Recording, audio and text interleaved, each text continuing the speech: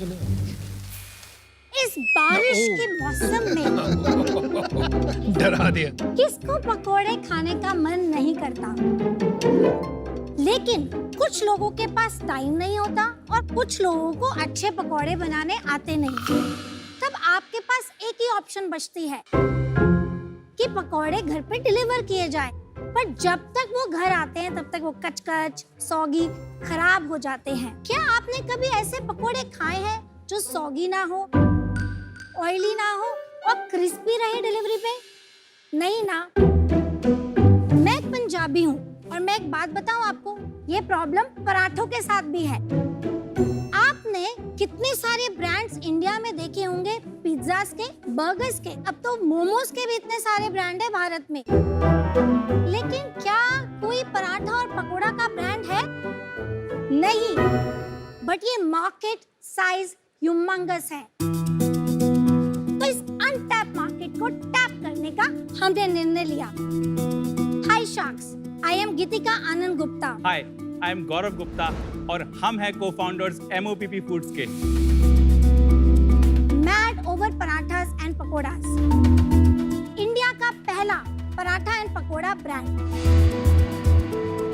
हमारे पराठास एंड पकोड़ास ना ही सौगी होते हैं, ना ही ऑयली होते हैं एंड आपके घर तक आने में वो क्रिस्पी रहते हैं।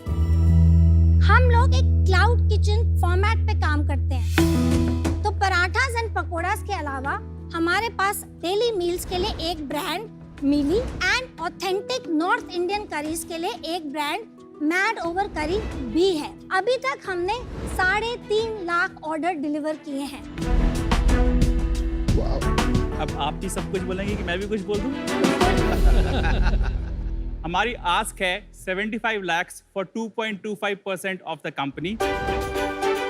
एंड शार्क्स, अगर आपको पकोड़े पसंद हैं क्रिस्पी तो प्लीज इस डील में दिखाइए दिलचस्पी। 75 lakhs at 2.25, जल्दी से मैथ्स करो तो 33.33 करोड़। रफली 32 गया। क्या मैथ्स आप? बड़ा मैथ है। वाह, one math genius. Geetika ji and Gaurav ji, स्वागत है आपका शार्क टैंक सीजन 2 में। Thank you. Thank you. आपने एक इंटरेस्टिंग सी बात कही कि आप पंजाबी हैं और गुप्ता भी हैं। पंजाबी मेरे मम्मी पापा का प्यार है, गुप्ता मेरा जिंदगी वाला प्यार है। Mad over paratha and pakora, ये कैसे आइडिया आया और आपने पराठा और पकोड़ा को क्यों कंबाइन कर दिया? ये जरा इंटरेस्टिंग कॉम्बिनेशन लगा। हमने जो है 14 साल दुबई में बिताए हैं। हम जब इंडिया आए तब मैंने कहा गिरिक इज माय सन्स नेम, अब इंडिया आए हैं, यहाँ के मैं आपको ऑथेंटिक देसी पराठे एंड पकोड़े खिलाना चाहती हूँ। एंड टू दी आयरनी, हमें कोई भी एक मिड सेगमेंट हाइजीनिक ब्रांड नहीं मिला। तो घर पे नहीं बनाते हो पकोड़े पराठे? बट ऑर्डर करके मंगाने भी होते हैं ना। अच्छा। पता चला बेसिकली इनको कुकिंग करना पसंद नहीं है, तो वी वर लुकिंग फॉर। चलो अब हुई ना सीधी बात। अब ये अंदर की बात बाहर आई है। तब हमने नोटिस किया कि या तो वो 40-50 रुपए के मिलेंगे या फिर you go to a nice fancy restaurant. That time हमने ये अपॉर्चुनिटी देखी। हमने मतलब आपने ये अपॉर्चुनिटी देखी? हाँ, मैंने ये एक्चुअली इन्होंने अपॉर्चुनिटी देखी। Yes, absolutely. मैंने तब बोला था ये अपॉर्चुनिटी है, तब माना नहीं। तो जो है दिख रहा है बेचारे की हालत देख के लग रहा है जिस तरह से वो खड़े हैं, ऐसा लग रहा है डर के मारे खड़े हैं। आपके शादी को कितने साल हो गए? शादी को कितने साल हो गुड गए? 18 years। हाँ, लवली। मुझे तो लगता है सारे डिसीजन आप ऐसे लेते हो जो सिर्फ आपको पसंद है। बिल्कुल नहीं।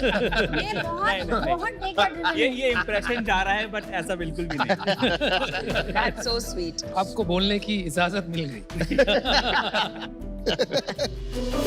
अच्छा, एक बात बताइए, मॉप का मतलब इंग्लिश में झाड़ू होता है ना? वो MOP होता है। वो विजन आता है when you see mop. Correct. I agree.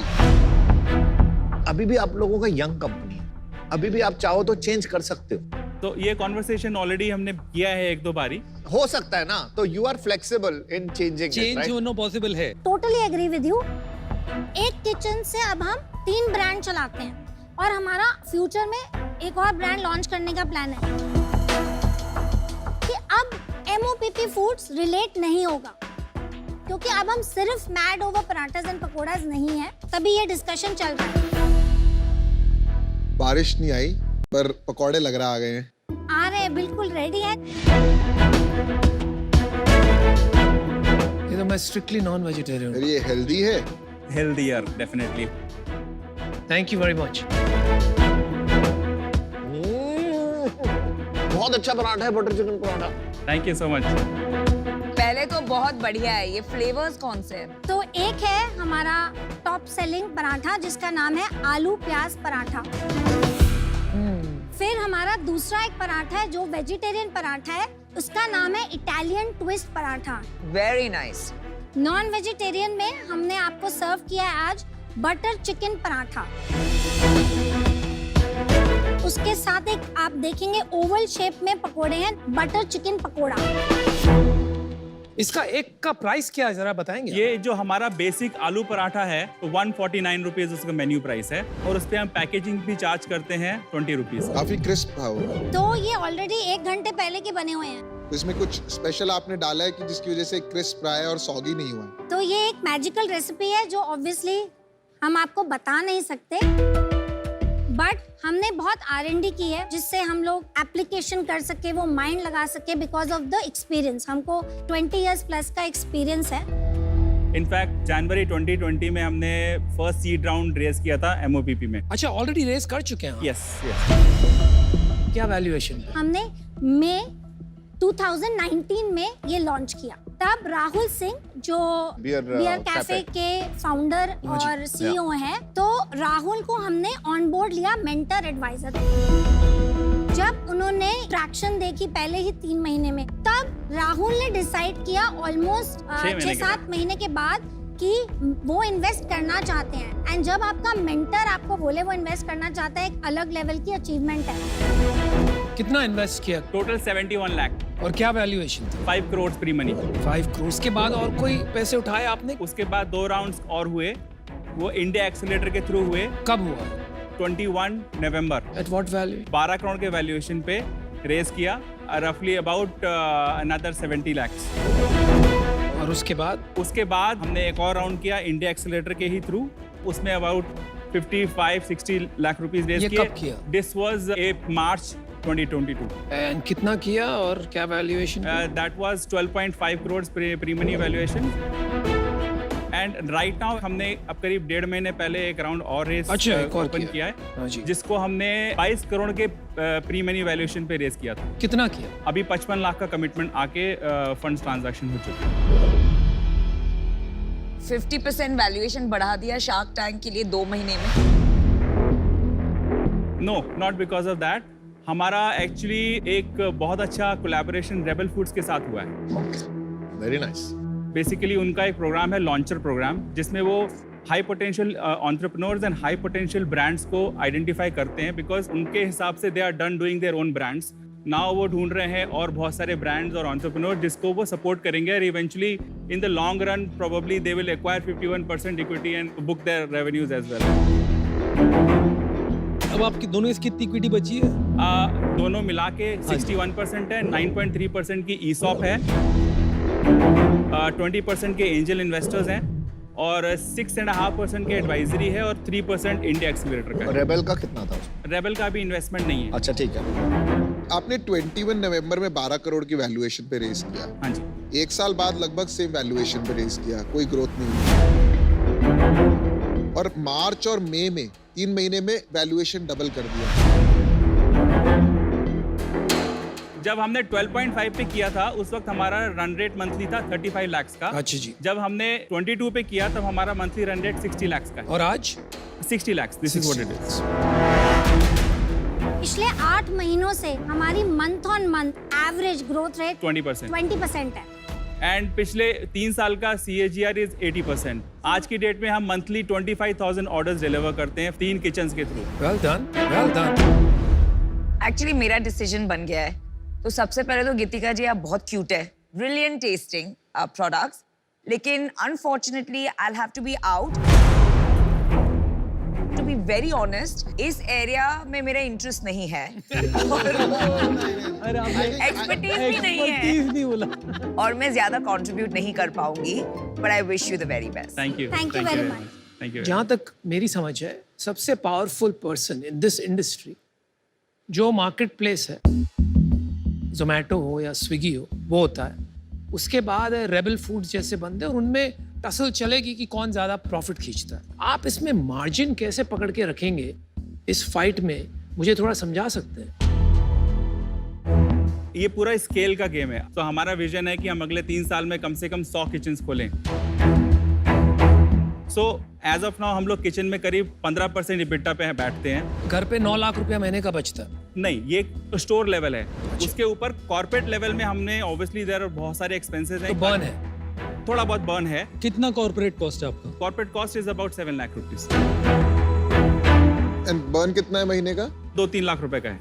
Not bad. Overall जब और स्केल करेंगे तो ये जो कॉर्पोरेट कॉस्ट है वो एवरेज आउट हो जाएगी, एंड हमारा टारगेट है कि ये 4 से 5% के बीच रहेगी एट द कॉर्पोरेट लेवल। लेकिन फिर भी हमेशा प्रेशर रहेगा unless and until you are able to create strong pull brand। तो सबसे स्ट्रॉन्गेस्ट पुल ब्रांड अगर फूड डिलीवरी में अगर हम देखते हैं आज की तारीख में, डोमिनोज होगा। They don't need Zomato, they don't need Swiggy, they can run their business on their.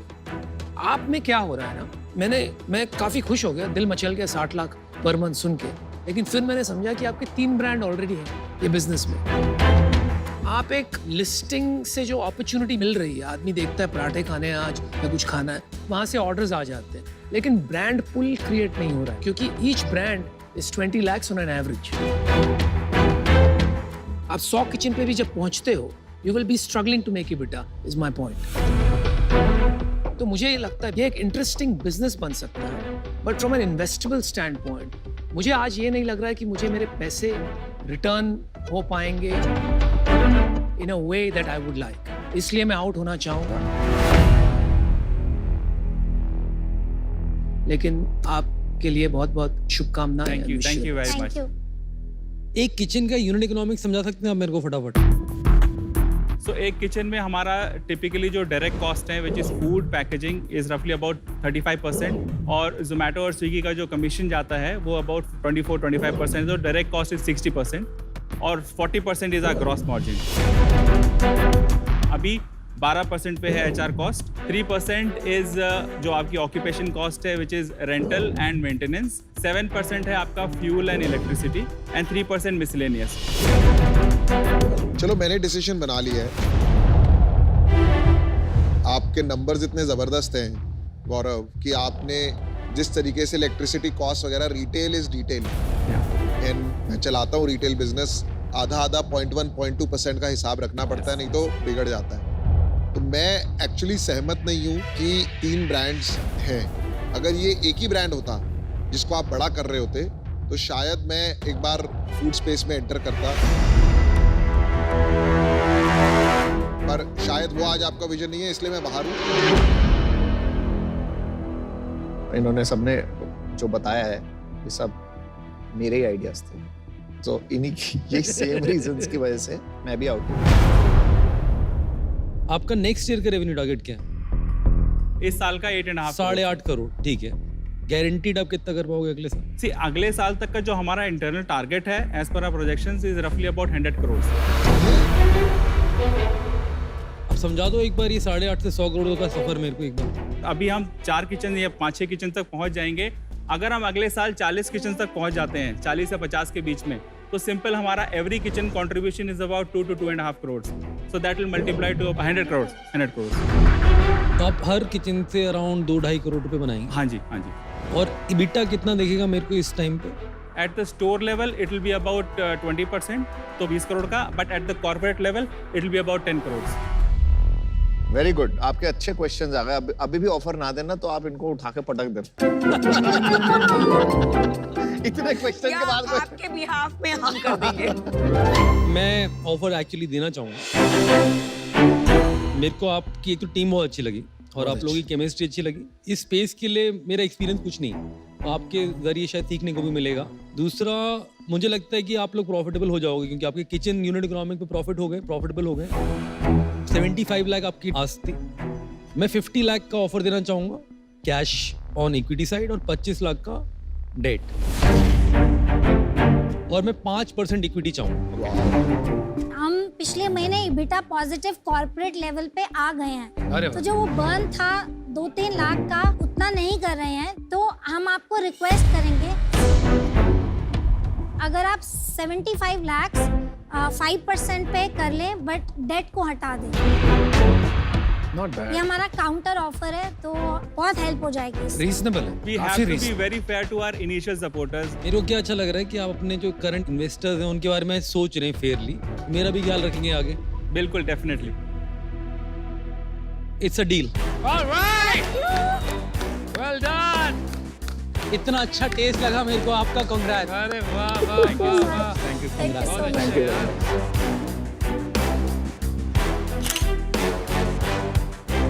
Congratulations once again. Looking you. forward to Thank work you with you. Thank you so much. एक बात Same कहता here. हूँ.